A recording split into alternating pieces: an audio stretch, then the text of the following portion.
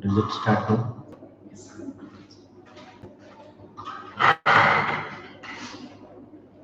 Yeah, good morning. Yeah, once again, welcome back to RV Online English class. Dear students, yesterday we could complete a short story written by Rabindranath Tagore. The title was Raman in Workers' Paradise. And today, immediately I'm going to start up with The Elixir of Life, written by C.V. Raman. Yeah, let me tell you one thing here very clearly, very particularly. Maybe you are thinking of what about the notes of the topic yesterday completed? What about the textual grammar of yesterday's topic?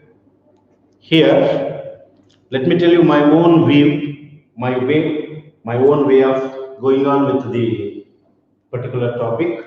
First, let me complete one, two, three, and two poems. And after that, I'll come back to the first topic, discuss with you all question answers of all topics what I complete. And then once again, I come back to the first, discuss with you all the textual grammar. What happens here is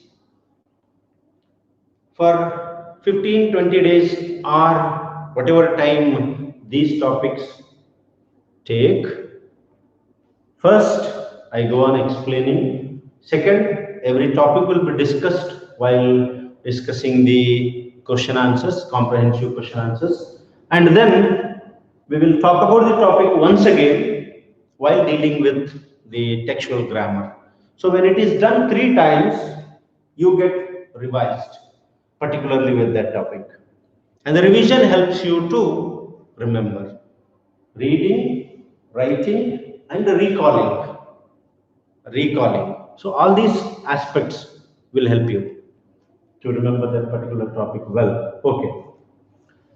As you are all staying at home for the last 6 months, not able to go anywhere, finding it very tough, I do understand your feelings now. Children must come to school, enjoy their own time, mix up with their friends, enjoy everything. But you imagine, you imagine the life of people living in borders. You imagine the life of people living in flood hit areas. You imagine the life of people living in coastal regions. You imagine the people who are aged and forced to stay at home for years together. Now, why do I tell you all this is don't get frustrated. Don't get frustrated. Your difficulty is your resource. You should have the ability to turn things into smoother way. You know, I remember a blind writer by name Dr. Borges saying when he was asked, what is blindness in your opinion? He replies, my blindness is my resource. It means my difficult time is my resource. You know, there is a saying, necessity is the mother of invention. When you get into lots of difficulties, you will find out your own ways. Do not stop learning. Life is a continuous process of learning. You keep on learning. You keep on reading some books. No, you get disappointed when your teachers tell you read, read, read, read. All the time teachers ask me to read. Yes, when you feel tired, you watch cricket, IPL is going on. When you feel totally upset, play carom. You have your own indoor ways. You play with all those your sister siblings, and possibly if you find your neighbors in good health, little bit keeping social distance, using masks, you play with them. But do not waste time thinking that we are hit by this pandemic, life is off, nothing is going on. Everything will go on. You are hit by the pandemic, it doesn't mean that your growth is stopped, days are stopped, nothing. Everything is going on.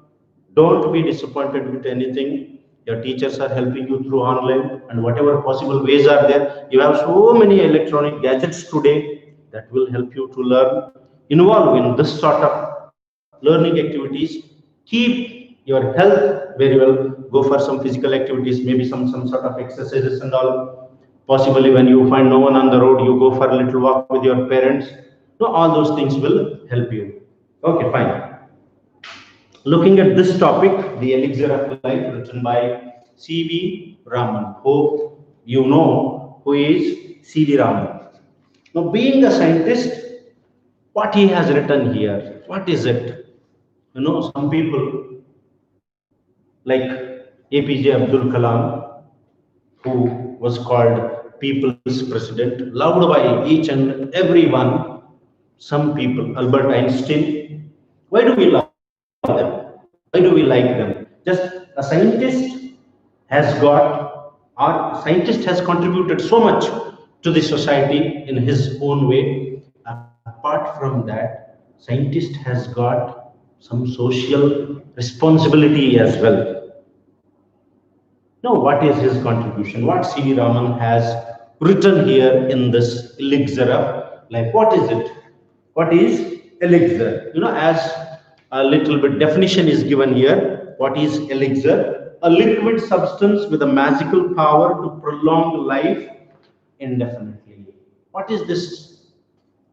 How a liquid will give you magical power?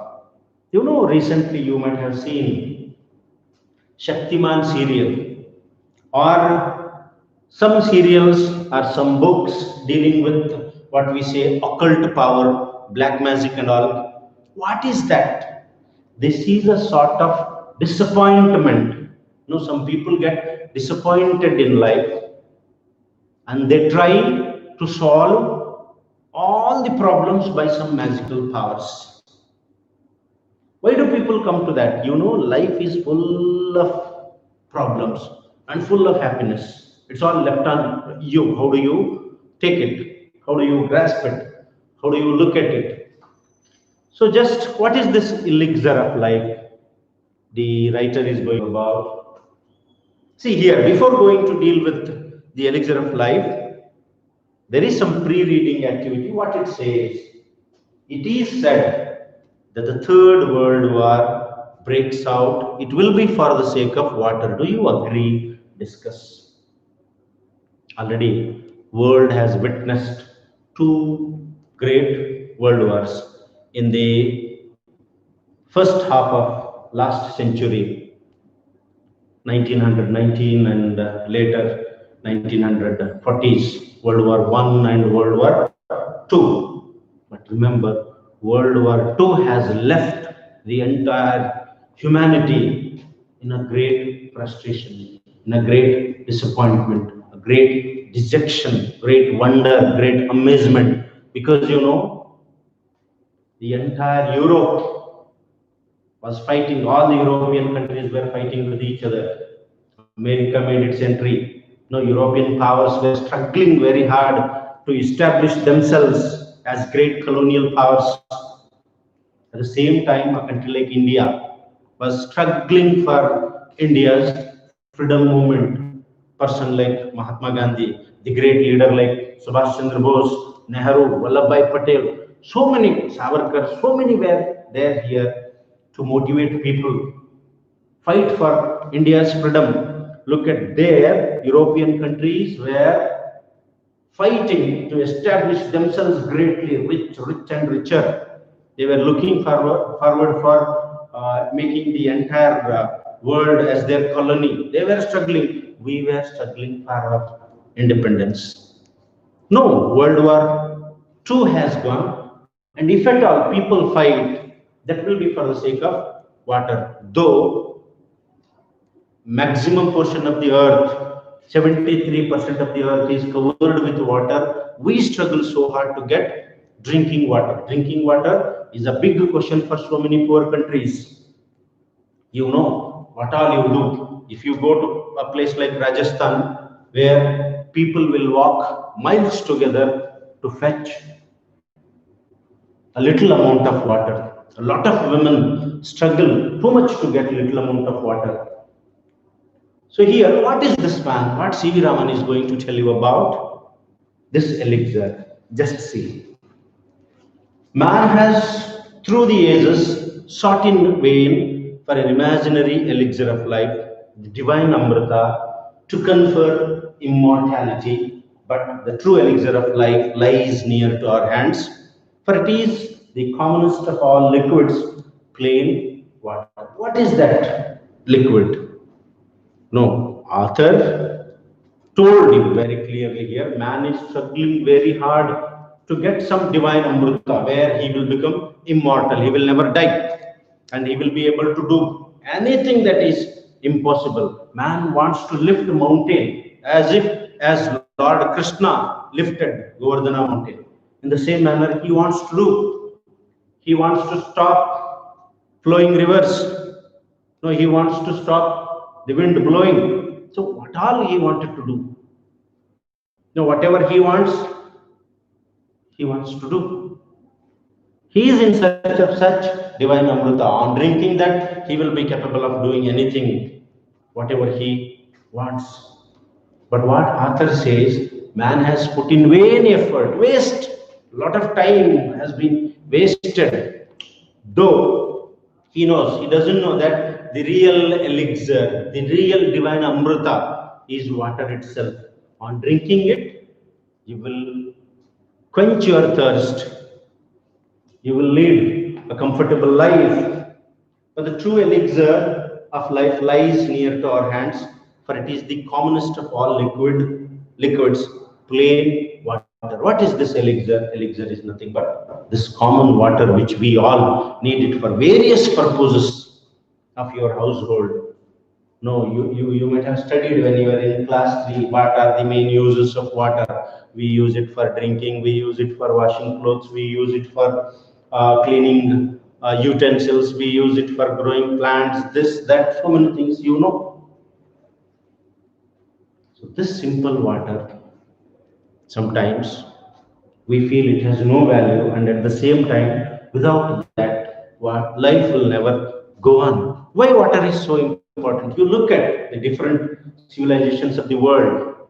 Look at Harappa, Mohenjo-daro civilization, Inca civilization, Chinese civilization. You go anywhere, where do you find the human settlement? Just on the bank of rivers. Because life will never go on without water, and you need to carry on your agriculture. Water is must. Everywhere you need water. Without water, life will never goes on. Just author is going to tell you the importance of water. So I remember one day standing on the line which separates the Libyan desert from the valley of the Nile in Egypt.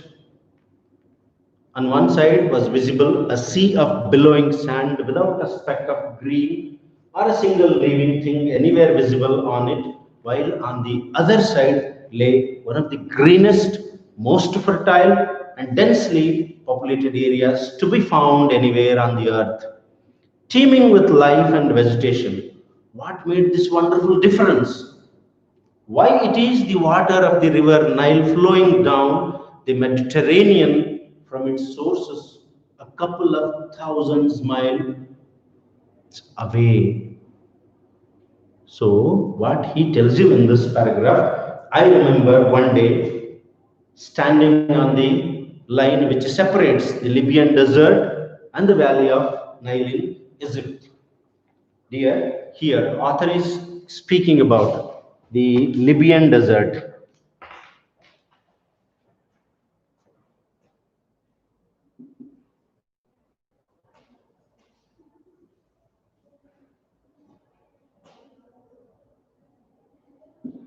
desert and valley of the Nile.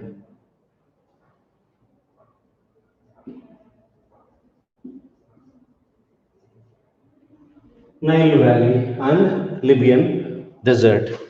So you might be having some ideas of different landscapes. Here is a mountain, and this side it's river, and there fertile land, and there desert. What is it? How it is all made?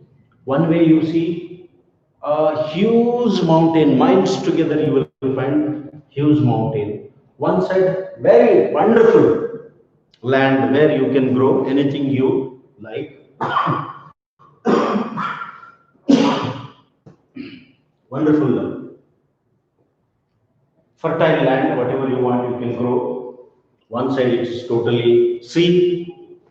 How is this landscape? Here he is going to speak about desert and Nile valley, valley of the Nile.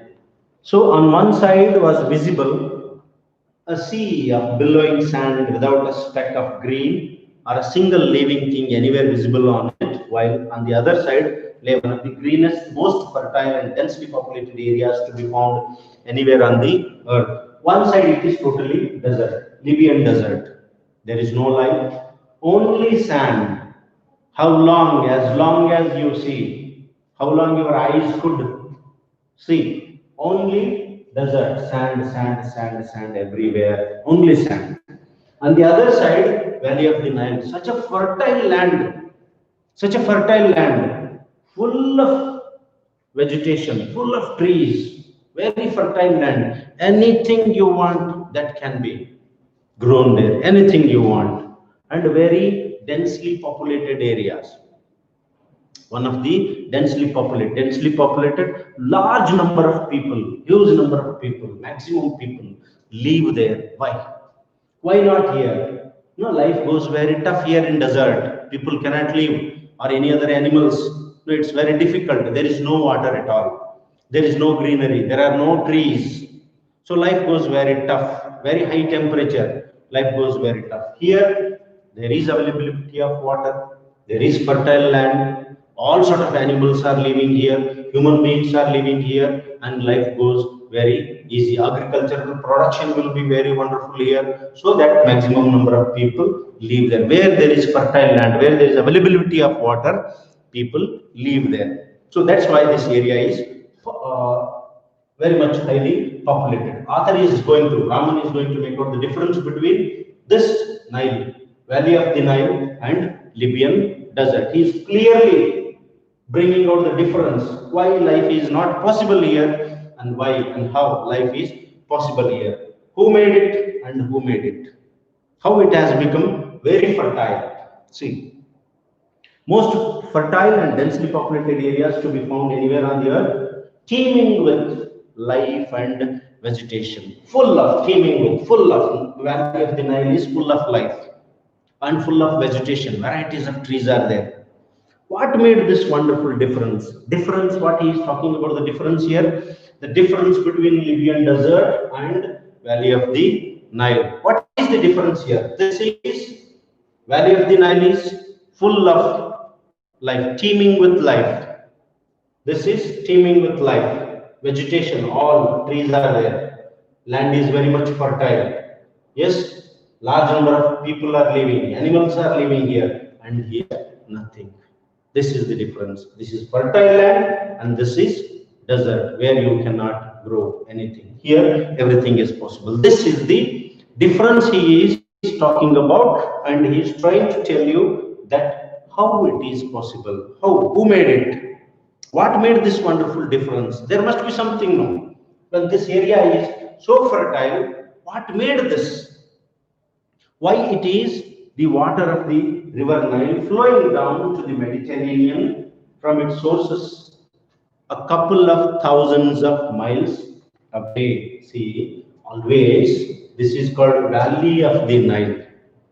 The land has become so fertile because from whatever sources Nile will flow, it will keep on flowing and it will keep on bringing very fertile land, sorry, fertile soil. So that's how this valley, how it has become. Next paragraph. Geologists tell us that the entire soil of the Nile Valley is the creation of the river itself. Why Valley of the Nile is so fertile? Who made it? Who made it? The river Nile has made it. How? It was brought down as the finest silt in its flood waters from the highlands of Abyssinia and the remote central Africa. Nile flows from there, from the highlands of Abyssinia and remote parts of Africa. From there, whenever it rains heavily, river Nile will keep on flowing, fetching soil in the form of silt. It will bring, and that silt will be dropped in the troughs, depths of the mountain. Every year, it will keep on bringing fertile soil, and that will be dropped. Whenever there is a ditch or trough here, this is land formation, land, and river flows. When river flows, see here, every year, and the silt formation will take place. That whatever soil is brought, very light particle of the soil is brought, and when water stops moving here, it gets stagnated here, sedimented. All the soil particles will get sedimented here. 1 year, 2 year, 3 year, 400 year, 200 year, 300 year. Now 1 million, 2 million. As see that every year, wherever the soil particles are dropped, lot of fertile soil is dropped. Every year, new soil, new fertile soil. So the valley of Nile has become very fertile here. Then Egypt, in fact, was made by its river. The entire Egypt is made by the river itself. What is this? Egypt, the entire nation is made by. How? You may ask me, sir, how? See that when lot of fertility has taken place here, land has become so fertile. Why it is? The Egypt itself is made by the river Nile. Rivers play a wonderful role, the great role in building up the economy of every country. So huge agricultural production and all the industrial areas, industries will be established on the banks of these rivers.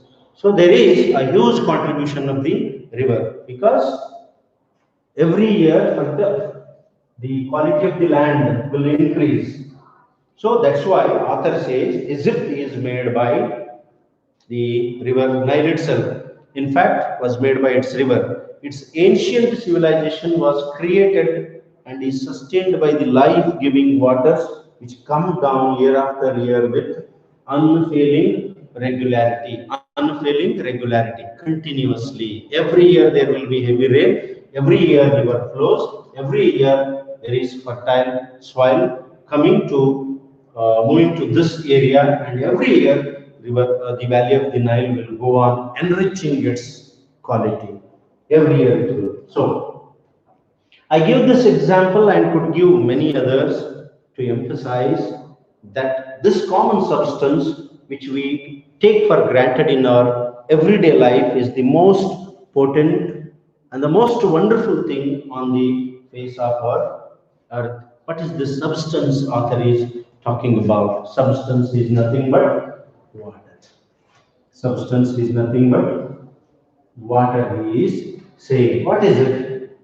See, I give this example and could give many others to emphasize that this common substance which we take for granted in our everyday life is the most potent and the most wonderful thing on the face of our earth. Substance is water. And I could give you this example. What is the example he has given already? He has given you the example of Libyan desert and valley of the Nile. difference where there is water and where there is no water.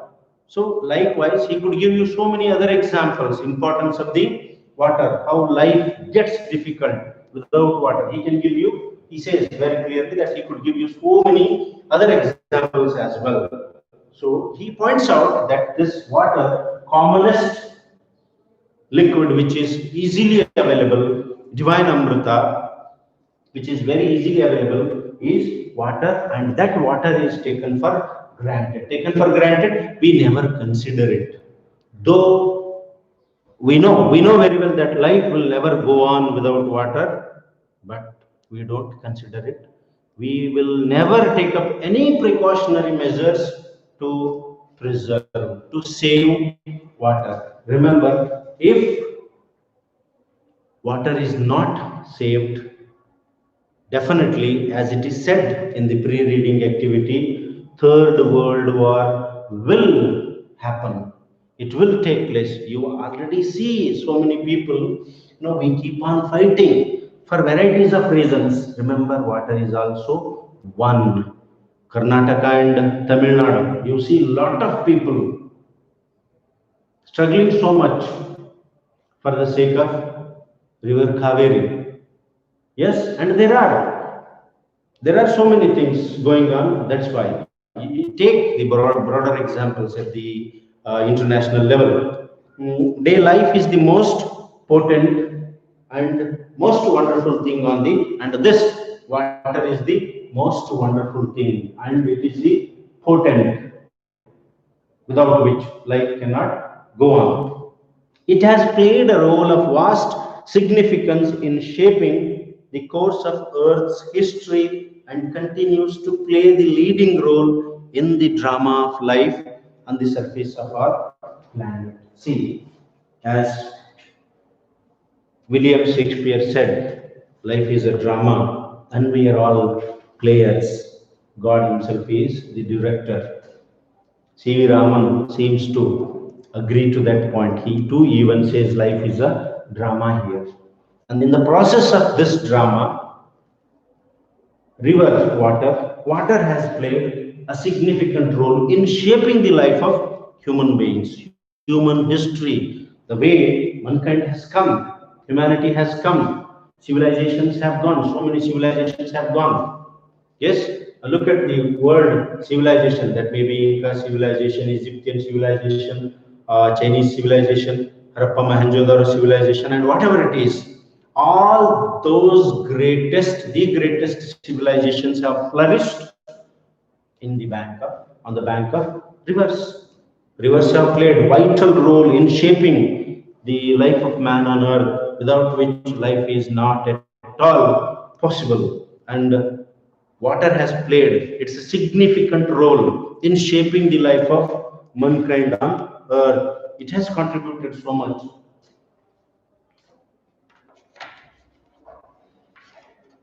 There is nothing which adds so much to the beauty of the countryside as water, be it just a little stream trickling over the rocks or a little pond by the wayside where the cattle quench their thirst of an evening. Look at, he goes on telling you the importance of water here. Nothing seems to be beautiful on earth if there is no water. You are on a trip somewhere. If there is no water, you will never be happy there. You cannot enjoy that time. So water adds the greatest beauty to the earth. And when you look at an animal, a cow or a buffalo or any other animal quenching its thirst in the evening, the rain-fed tanks, look at why this rain-fed tank, what author is trying to tell you here.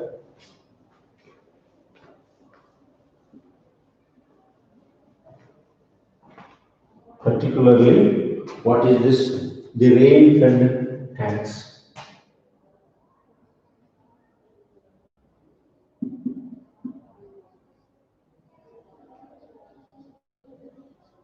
What does it mean? Rain-fed tanks.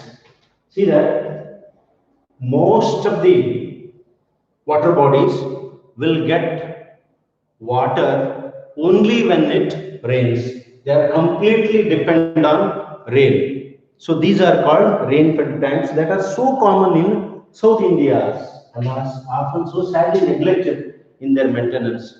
Are a cheering sight when they are full. What is this cheering sight?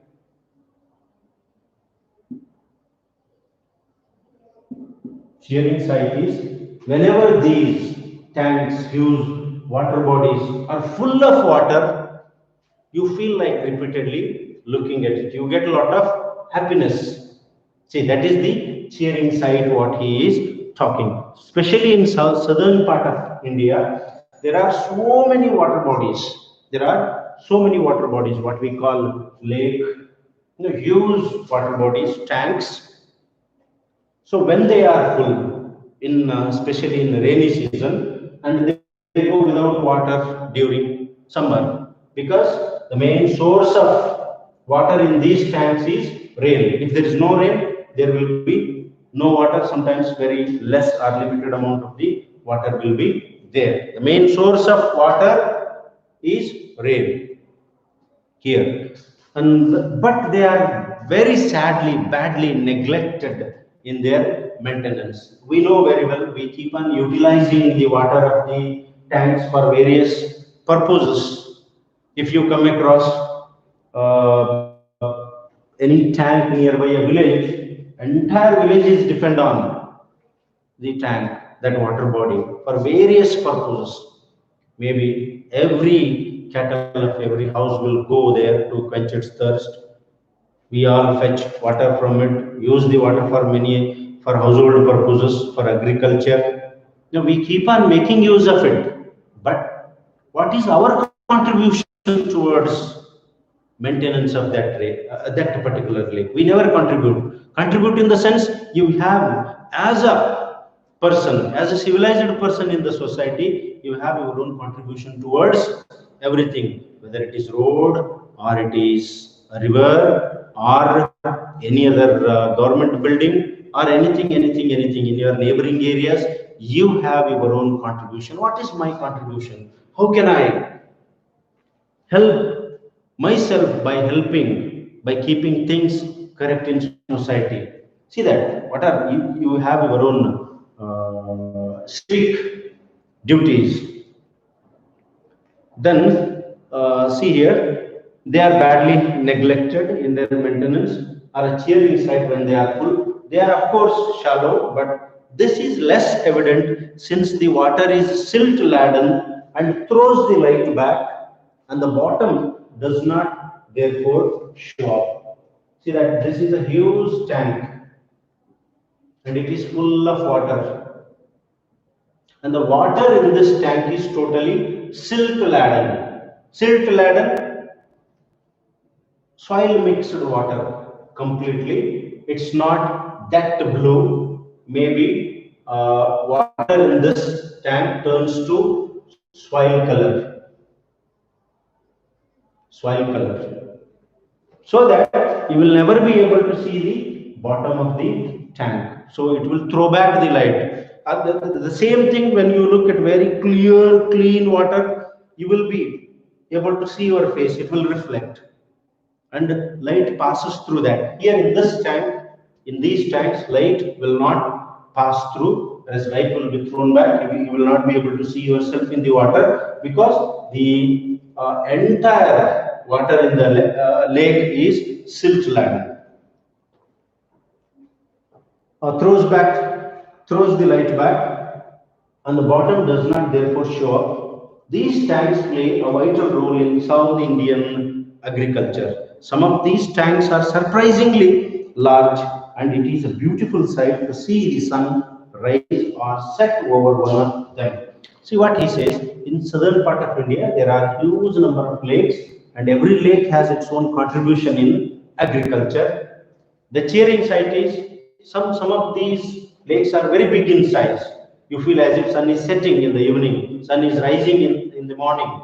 So even that kind of beautiful scenes can be seen.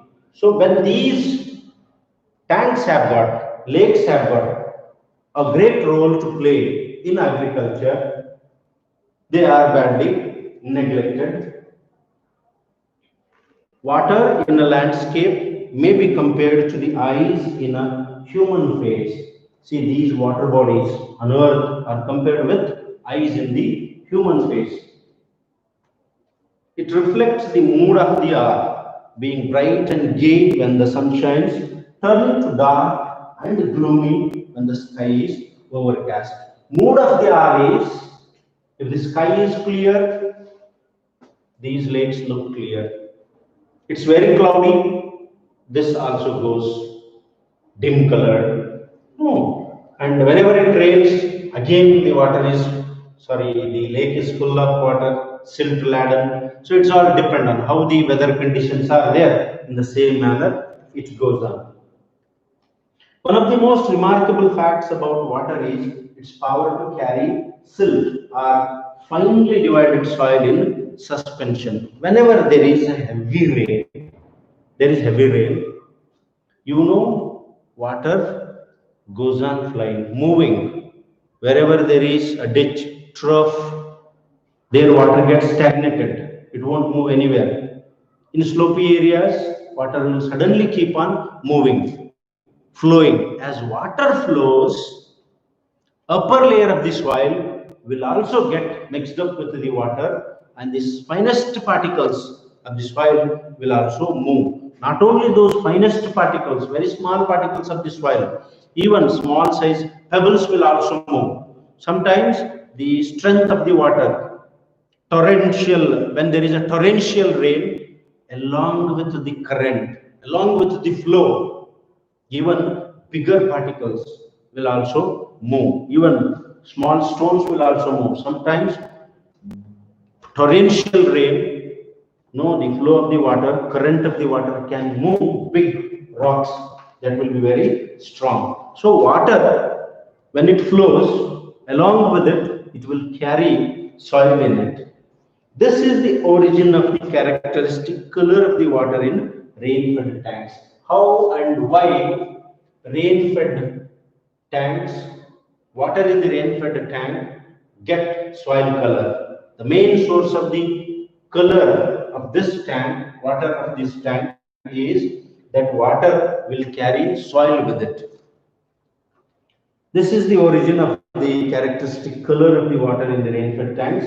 This color varies with the nature of the earth in the catchment area and is most vivid immediately after a fresh inflow following rain. What is this catchment area? Catchment area.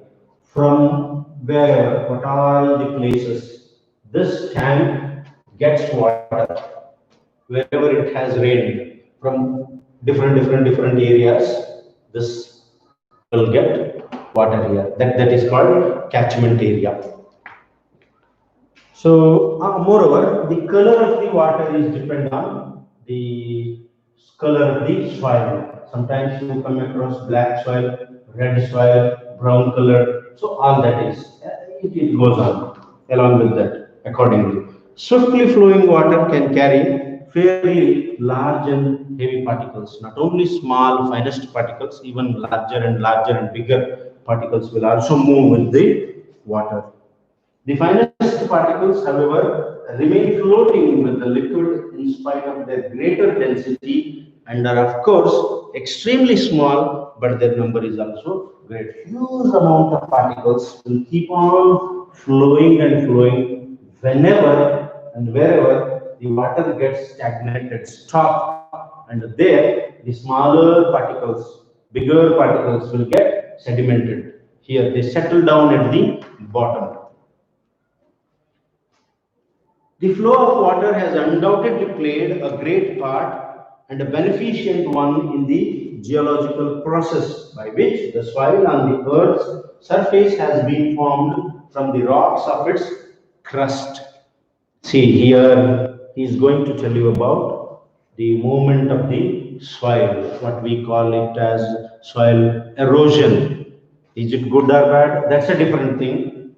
If one part of the earth has become very fertile, it's very clear that the other part of the earth has lost its quality.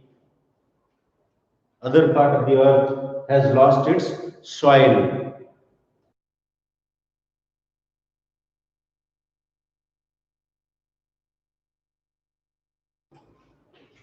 Yeah. So remaining the entire thing, the catchment area, color of the water in the rain-fed tanks, and what is soil erosion, how it happens, how water has played its role in making this area very fertile, and how other part has become a desert. All these things will continue tomorrow.